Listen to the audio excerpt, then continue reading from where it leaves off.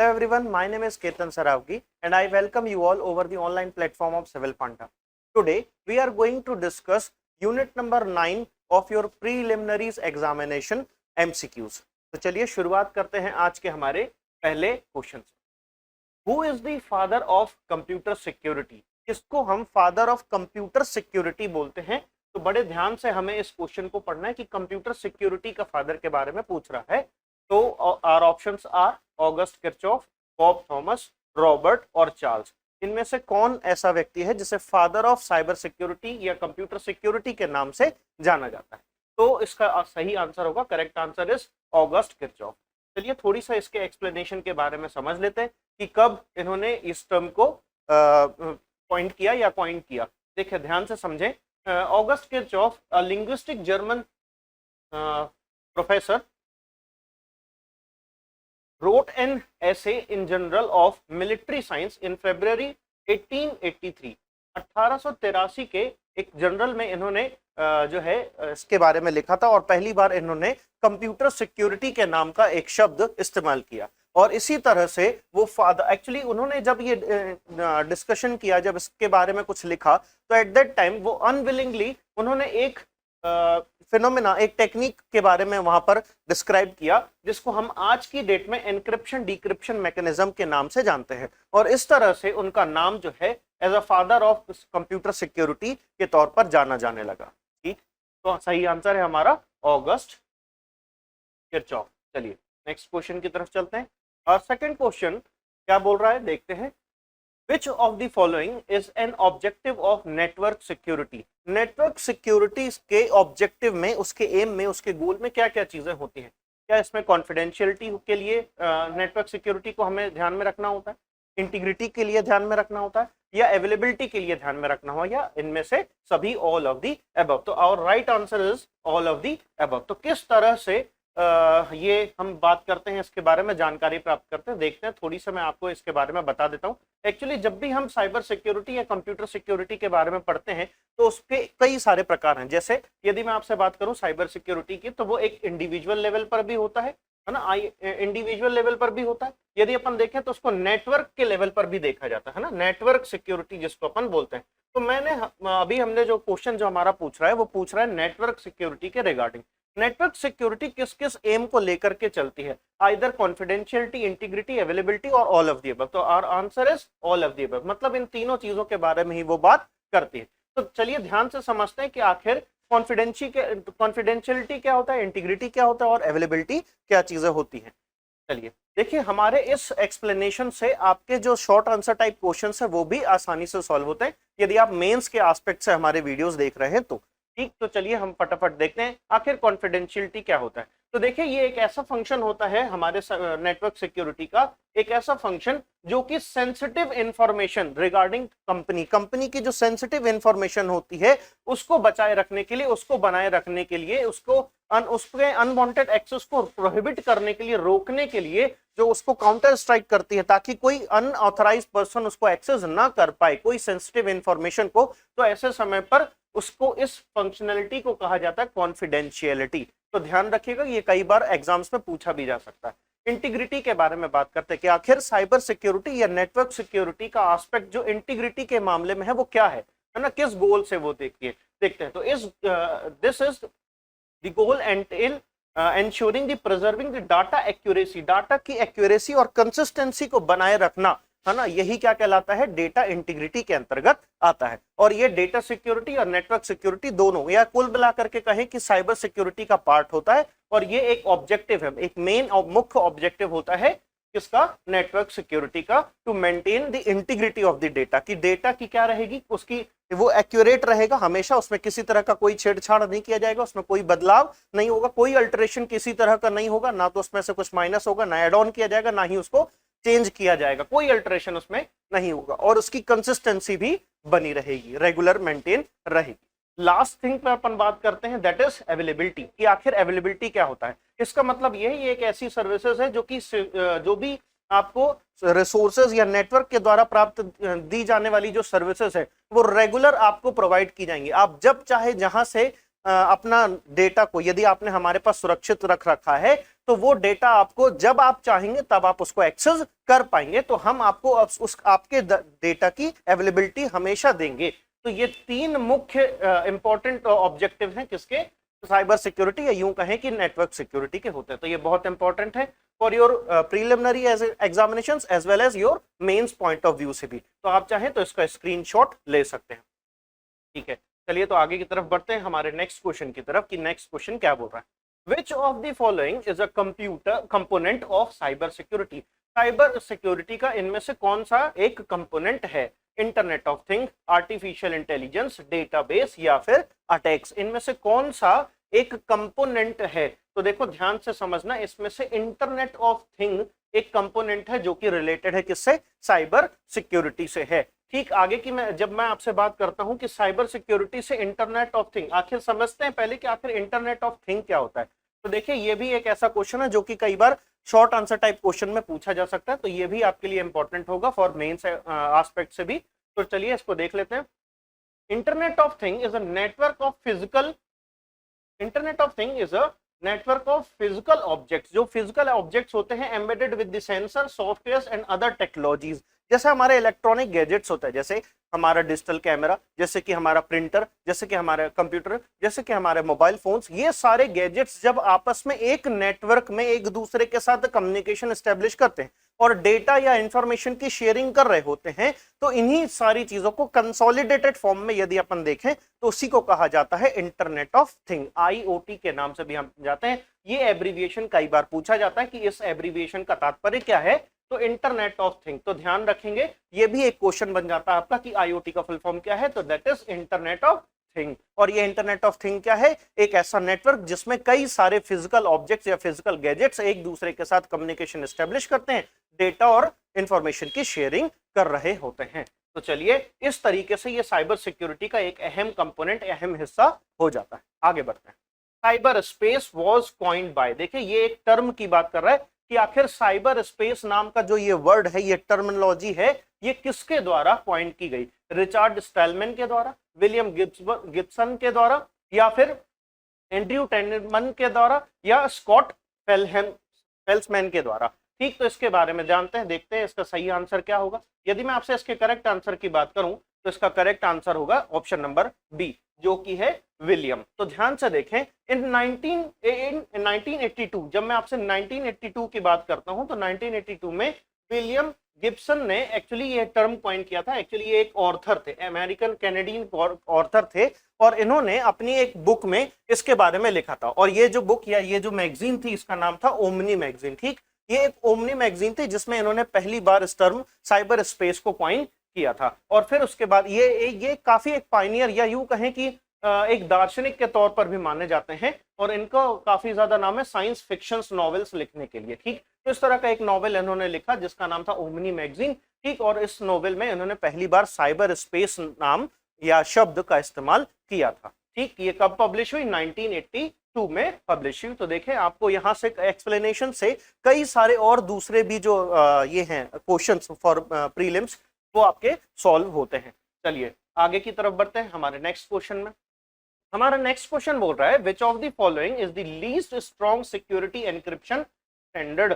Security encryption की बात करें, हमने अपनी लास्ट वीडियो में देखा था कि आखिर एनक्रिप्शन डिक्रिप्शन मैकेनिज्म क्या होता है। एक बार फिर मैं आपसे को फटाफट बता देता हूं। एक्चुअली एनक्रिप्शन डिक्रिप्शन मैकेनिज्म एक ऐसा मैकेनिज्म है जिसमें हमारे द्वारा लिखे गए किसी भी टेक्स्ट या हमारे किसी डेटा को एक पर्टिकुलर की के द्वारा, जो कि हमने असाइन किया होता है, बनाया हुआ होता है, उस की के द्वारा हम उसको डिक्रिप्ट एनक्रिप्टेड एक या यूं कहें एनकोडेड फॉर्म में कन्वर्ट कर देते हैं। हम किस में कर देते हैं, एनकोडेड फॉर्म में कन्वर्ट कर देते हैं इस की के माध्यम से। जैसे मैंने बताया था, ए को मान लेके चलते हैं कि क्वेश्चन मार्क से, बी को यदि मैंने बोला हैशटैग से, यदि मैंने सी को बता दिया कि अब हम सी को दर्शाएंगे किससे, @ से, तो इस तरीके से हमारे पास एक की तैयार हो जाती है और इस की के माध्यम से ही हमारे द्वारा भेजे गए जो भी मैसेजेस है या हमारा जो टेक्स्ट है वो एनकोड हो जाता है, एनक्रिप्टेड हो जाता है इन एनकोडेड फॉर्म में। ठीक, और इसी एनकोडेड फॉर्म से फिर वो ये सिफर टेक्स्ट जाता है दूसरे एंड पर और वहां पर डिक्रिप्ट होता है और फिर उसका यूटिलाइजेशन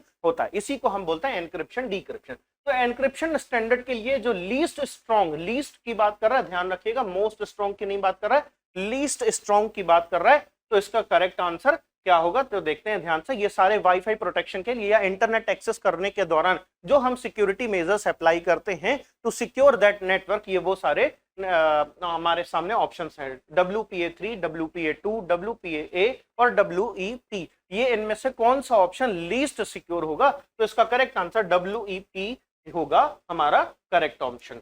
तो चलिए इसके बारे में भी थोड़ी सी मैं आपको जानकारी देता हूं, आखिर ये WPA क्या है। इसके बारे में हमने लास्ट वीडियो में भी देखा था, आप चाहें तो उसमें डिटेल से देख सकते हैं हमारी लास्ट वीडियोस में, वो भी हमारी MCQ की 9th यूनिट की ही हमारी वीडियो थी। देखते हैं वायरलेस सिक्योरिटी। यदि मैं आपसे बात करूं, wireless security is an important aspect of cyber security. Cyber security का वायरलेस सिक्योरिटी जो है एक इंपॉर्टेंट एस्पेक्ट होता है। वायर्ड इक्विवेलेंट प्राइवेसी, ध्यान से देखें, WE का फुल फॉर्म क्या है, वायर्ड इक्विवेलेंट प्राइवेसी। ये एक ऐसा सिक्योरिटी है जो कि मोस्ट ऑफ द टाइम हमारे वाईफाई प्रोटेक्शन या वायरलेस सिक्योरिटी के लिए इस्तेमाल किया जाता है बहुत पहले समय पर, प्रिमिटिव टाइम पर। प्रिमिटिव मतलब जब वाईफाई की शुरुआत हुई थी तब इसका इस्तेमाल किया जाता था। बाद में फिर हमने इसको वाईफाई प्रोटेक्टेड एक्सेस के तौर पर जाने लगा, और फिर उसके बाद WPA आ गया, उसके बाद आया WPA2। इसने 2004 में WPA को रिप्लेस कर दिया और आज की डेट में स्ट्रॉन्ग माना जाता है WPA2। और अब मोस्ट अपडेटेड यदि देखेंगे तो WPA3 ये जो सिक्योरिटी है, ये encryption standard, best encryption standard माना जाता है फॉर वायरलेस सिक्योरिटी पर्पसेस। ठीक है, तो हमेशा ध्यान रखें, यदि मैं आपसे बात करूं कि किस तरीके से यदि बढ़ते रेंज में उसमें हम जमाएं कि सिक्योरिटी किस में ज्यादा होगी, मोस्ट सिक्योर के तौर पर देखा जाए तो सबसे पहले आएगा लीस्ट में WEP, और फिर उसके बाद देखा जाए तो WPA, फिर उसके बाद देखा जाए तो WPA2, उसके बाद फिर WPA3। ये हमारा इस तरीके से बढ़ते क्रम में हमने इसको अरेंज कर लिया। ठीक है, आगे की तरफ बढ़ते हैं।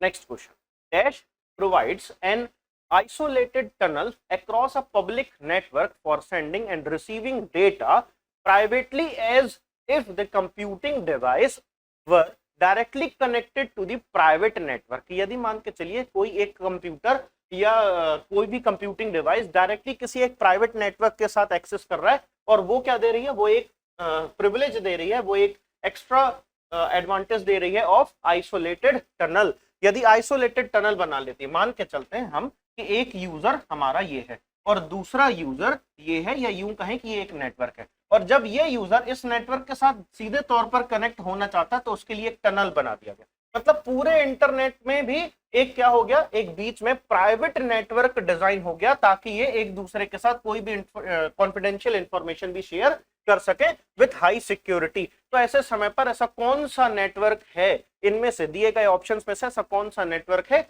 जो इनको इस टनल, आइसोलेटेड टनल की सुविधा प्रदान करता है। तो हमारा ऑप्शंस देख क्या क्या है, visual private network, virtual protocol network, virtual protocol networking, या फिर virtual private network, that is VPN।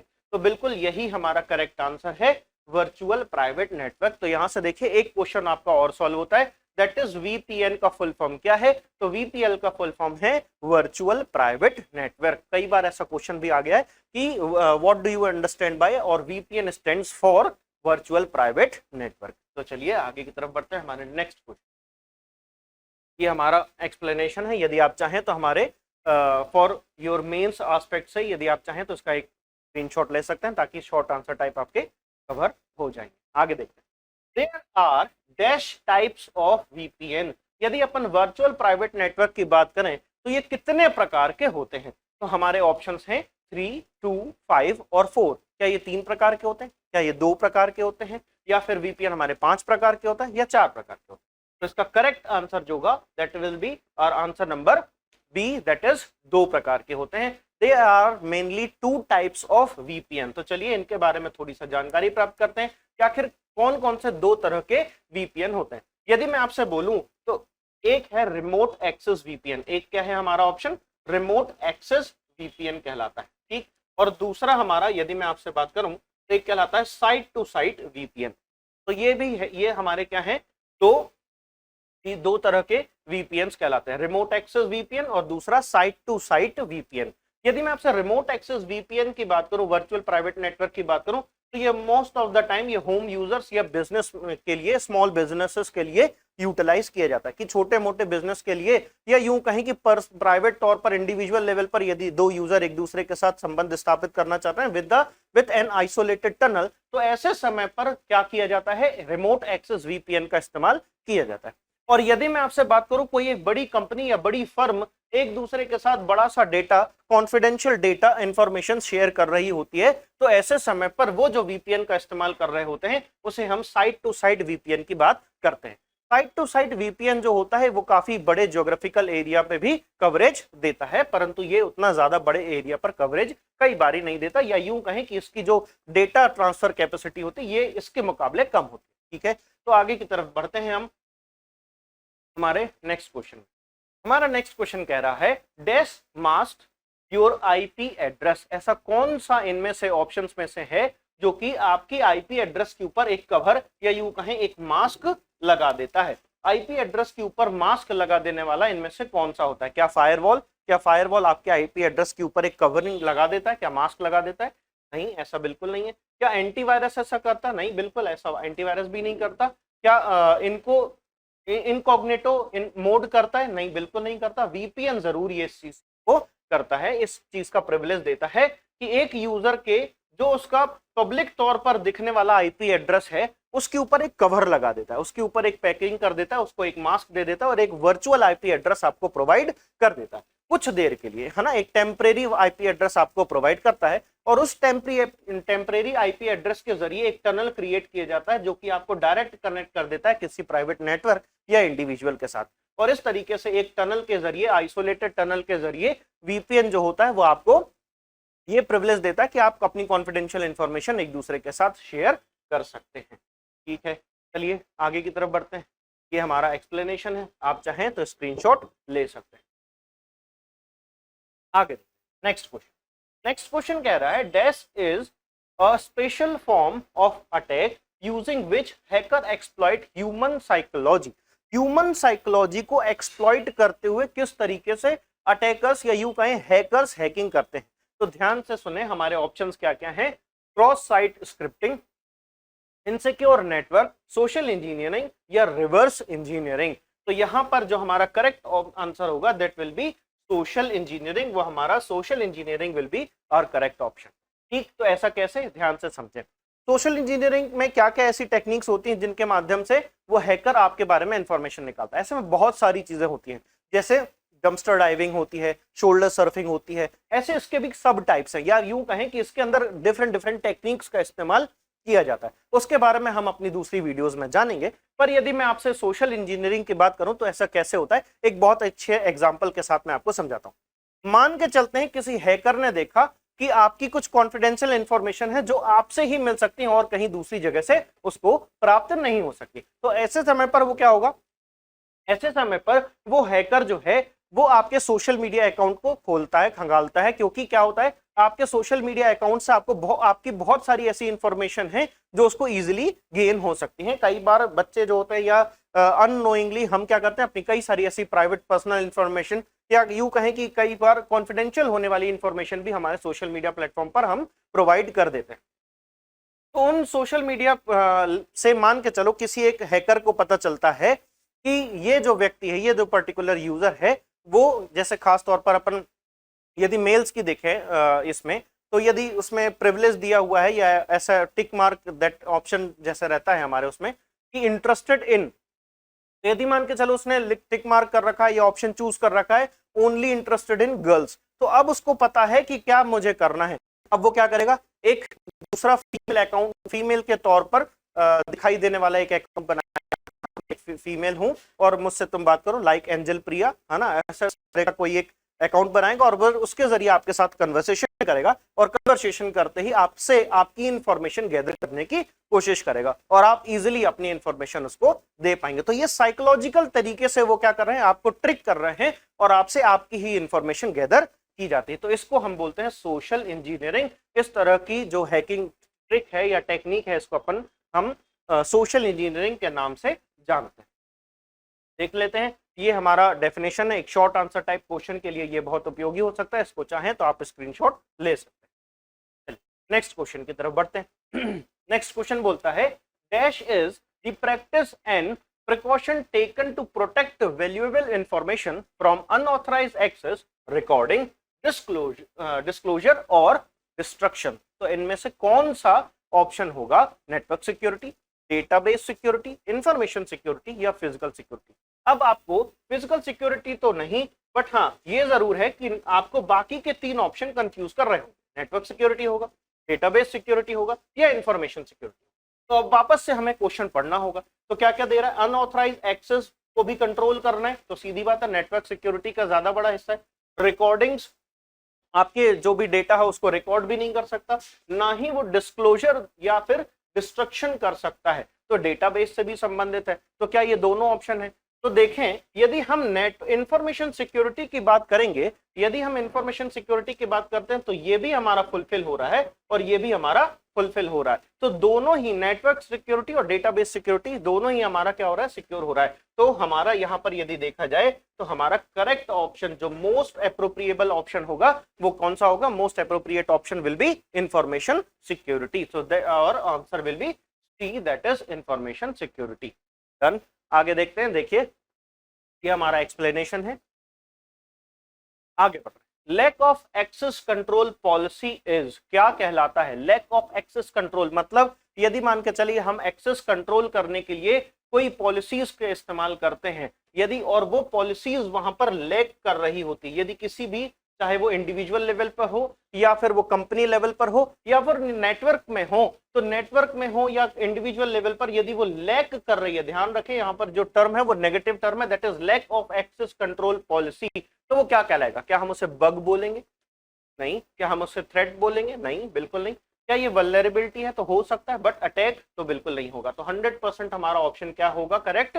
Vulnerability. मतलब कुछ ऐसी जगह, कुछ ऐसी खामियां जिसके जरिए कोई भी एक हैकर उसको मेन अहम रास्ता बना सकता है आपके नेटवर्क या डेटाबेस में एंटर करने के लिए। So that will be our vulnerability. ये हमारा करेक्ट आंसर होगा, वल्नरेबिलिटी। ठीक है, तो चलिए हमारा ये हमारे क्वेश्चंस का ये आपका एक्सप्लेनेशन देखें। एक्सेस कंट्रोल पॉलिसीज क्या होती है तो ध्यान से देख लें, ये आपका शॉर्ट आंसर टाइप क्वेश्चंस के लिए भी इंपॉर्टेंट कहलाएगा। ठीक है, तो that's all for today. Thank you so much. जुड़े रहिए हमारे इस सिविल पांडा के यूट्यूब चैनल के साथ।